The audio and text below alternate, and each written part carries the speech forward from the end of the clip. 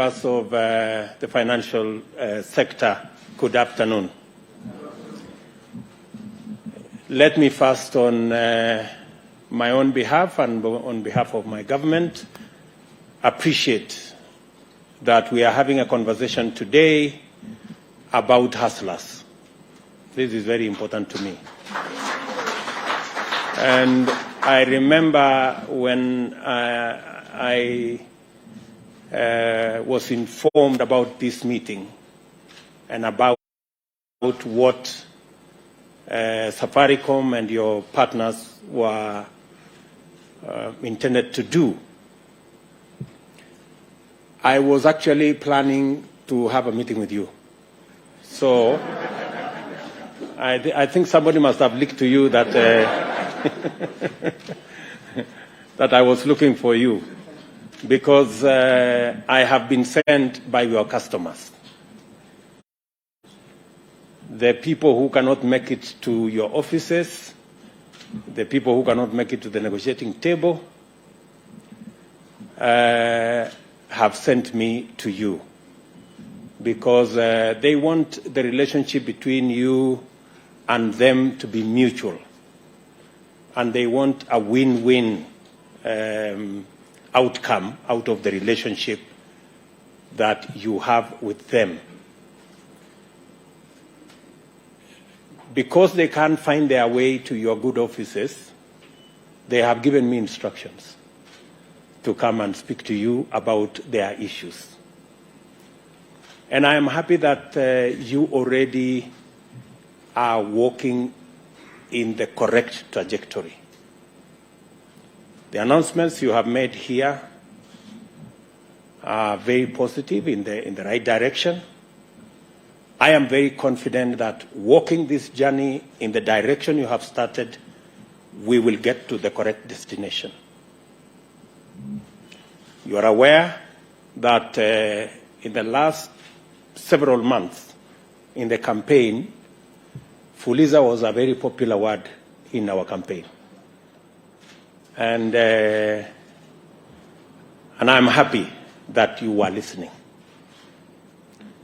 And because you are listening, today you have made a very positive statement on matters Fuliza. First, I am very happy that between 4 and 5 million Kenyans will, by beginning of November, they will be out of the blacklisting. That is very important.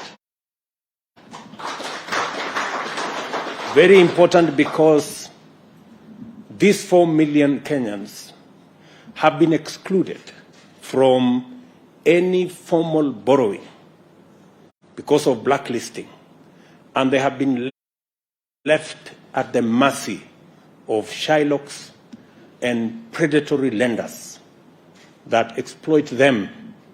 And many Kenyans pay as much as 1,000% for credit. The fact that they will now be out of that space is a very positive development. And I want to commit here that the government of Kenya is not against credit listing or credit bureau facilities. In fact, we support CRBs as a mechanism of instilling financial discipline in our financial sector. What we are asking, and I think we are on the same page on this, and I've had a long conversation with the governor, what we are asking is we don't want credit listing to be an all or nothing, in or out engagement. We want credit listing to be a facility that gives everybody a chance to be their best in their own time. Instead of saying you are in or out, we should have a credit scoring mechanism so that we have graduated from the least to the best. And everybody can have a chance. Even if you are somewhere at the bottom, you can always walk your way up. as you learn the ropes in the financial sector. So I am happy Governor has told me they are having engagement with the CRBs so that we can change the credit listing mechanism. Instead of blacklisting, we can have a graduated mechanism that allocates rating on every citizen that is borrowing in the manner in which they have borrowed and in the manner in which they have paid back. That happens even for countries when we are borrowing money from IMF, from the World Bank. That is a universal principle of rating people on, or scoring people on matters credit. So that development is a very positive development for the millions of Kenyans who suffer great loss. They are excluded from formal borrowing, and they are also excluded from many other things. Some people lose jobs. Some people lose opportunity to be hired because when they are asked to bring their credit listing status, if you are blacklisted, then you are told you are not a very good person. So that will now redeem close to 4 million Kenyans, and I want to say to Safaricom and your partners, you're walking in the right direction. Secondly, we have agreed, and I am happy the CEO of Safaricom has announced here that access to Fuliza, the interest rate will come down by 50%. That is a step in the right direction. And many people will benefit from this step. I am very confident that we can do more and we can do better. And I want to encourage Safaricom and your partners to continuously assess this facility so that progressively we can move towards a much more favorable interest regime that gives majority of Kenyans the opportunity to have flexible arrangements on their financial requirements. I also want to say the following, that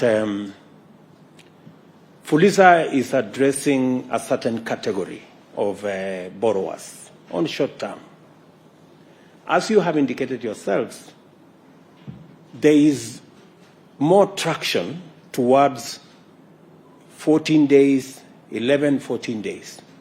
It should speak to you that you need to think about other instruments and other facilities that should be able to take care of a slightly longer term borrowers. I also want to state here that the government of Kenya, and I have the nominee for Treasury here and the nominee for ICT here, these two gentlemen will be working with you in the financial fintech space because we want to work on credit, especially for our micro, small, and medium enterprises. That is the space where we have the largest opportunity. That is the space that employs almost 80% of our population. And yet they are constrained by access to credit. I have listened to many of them in the campaign trail. I was giving these good people an example of Shiko in Ruaka Market and her team. They borrow 1 million shillings every day, and they pay as high interest as 10% per day, which translates into 3,600% per year.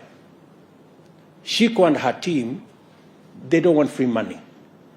They are telling me, Mr. President, can we pay the same interest that Kenya Breweries is paying? Can we pay the same interest that the big companies are paying? That's all they're asking, and I don't think it's too much to ask.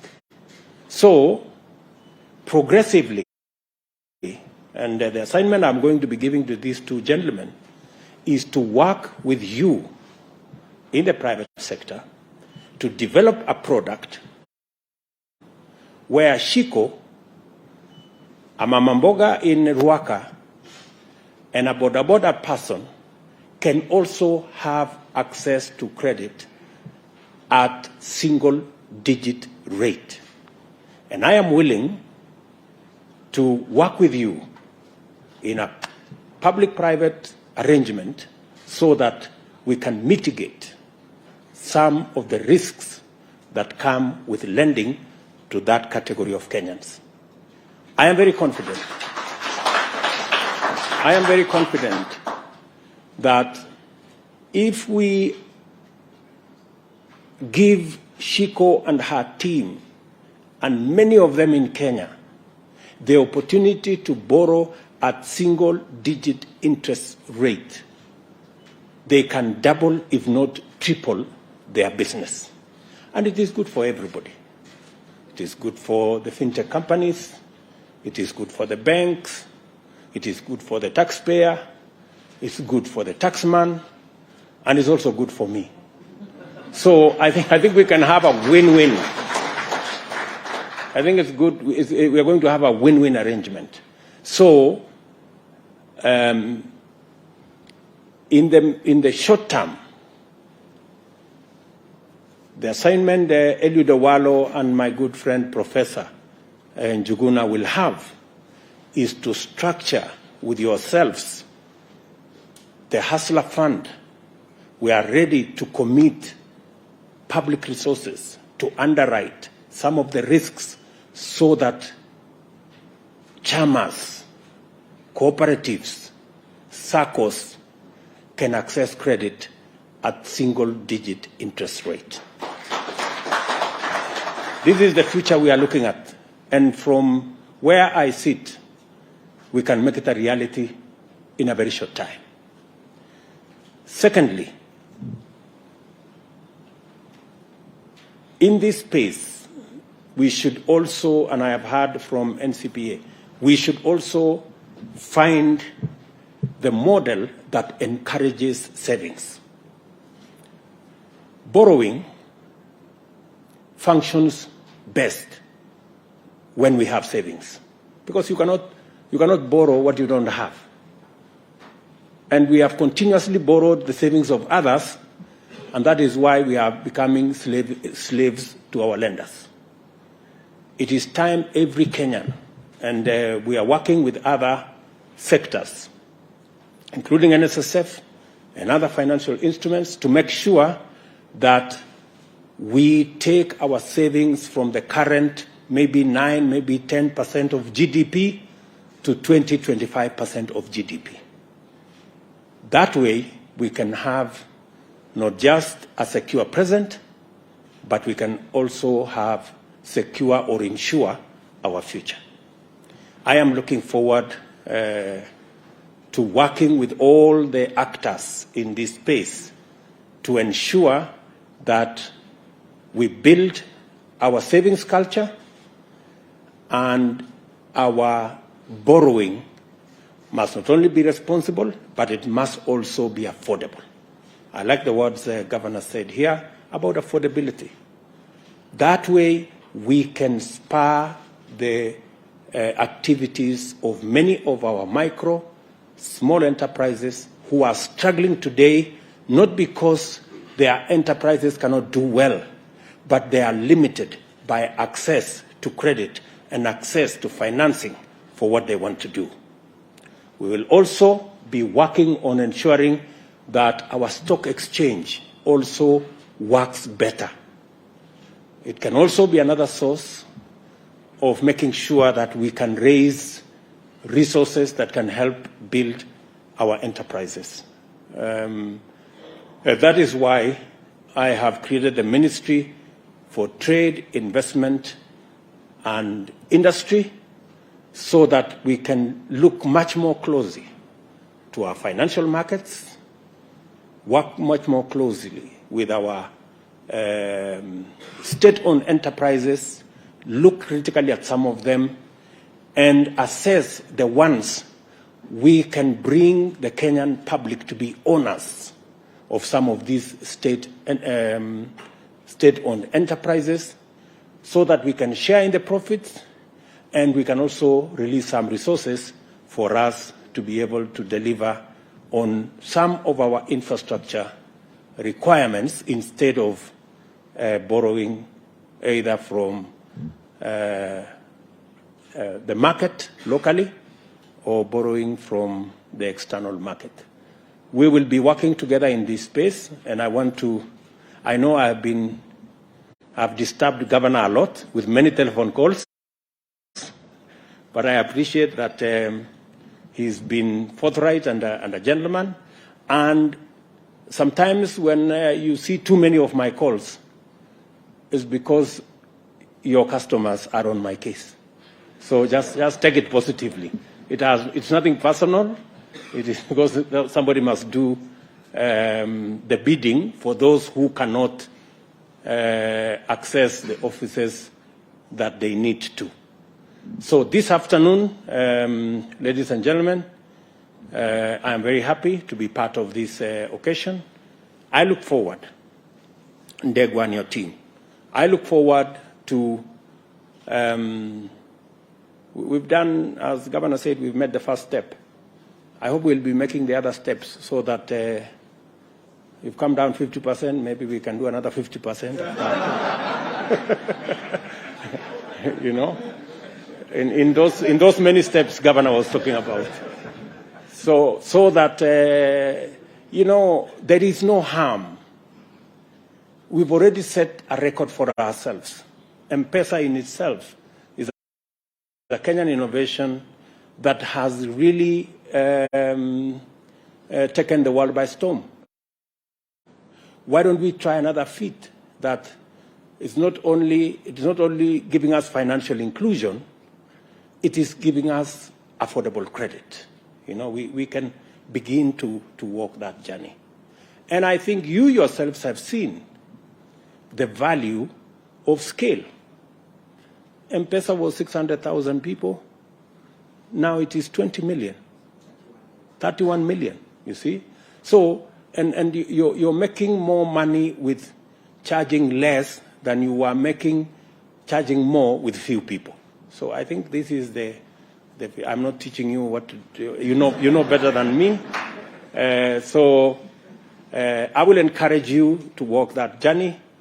Governor, please explain to our good friends in the CRB space that it's not our position that we are against CRBs. No, our position is that we should change the model of listing so that we do not make it an all or nothing, and we do not criminalize, and we do not unfairly disadvantage borrowers, but we give them an opportunity to be listed to be scored, so that we have a graduated list that people can work their way up.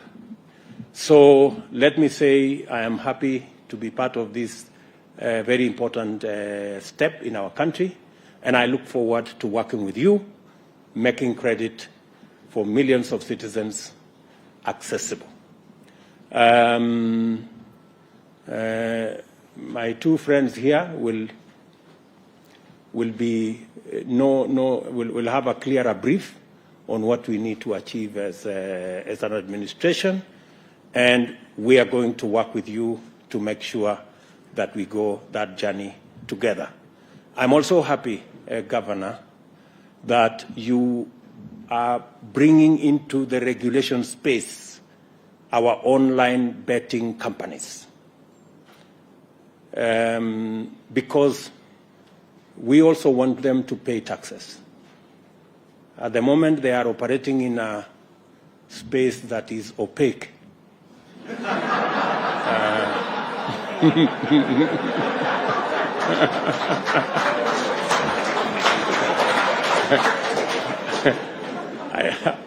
I know opaque has many connotations lately, and not very positive ones.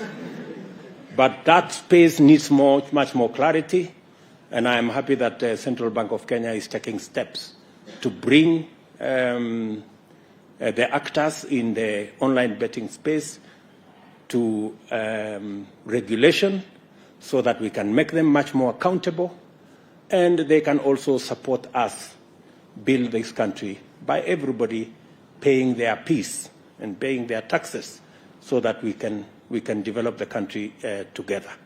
So otherwise, we will be engaging as we move on, and I look forward to working with you to make sure that we have accessible, affordable credit. It is our intention overall to bring down the cost of living in Kenya. And cost of living has many components. We are working with fertilizer and other actors to bring down the cost of food. We are working with our housing program to bring down the cost of shelter and making sure that people have affordable housing. And with you, good people, also bring down the cost of credit so that we can make Kenya a better place for all of us. Thank you very much, and God bless you.